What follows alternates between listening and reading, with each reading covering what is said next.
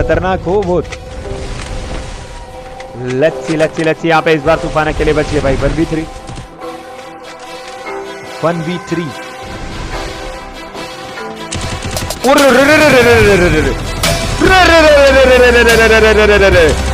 वे क्या था ये वे सपना तो नहीं है ना? बाइक ट्रिप में चच्चा तो नहीं आ गया ना? वो बंदा रिवाइव कर रहा है ये प्लेयर को मेरे हिसाब से। आई थिंक उस बंदे को एक को तो फिनिश कर देना चाहिए। भाई क्या मारा है उसने? What the fuck bro? Bro really you are insane bro।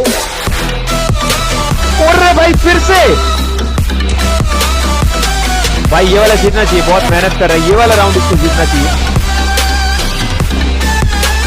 और रे भाई साहब ओनली रेड के अलावा बात ही नहीं कर रहा भाई बंदा।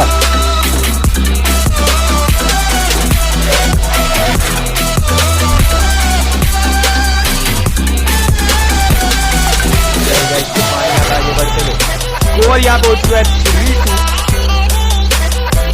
शेयर नहीं कर रहा है ना लगातार।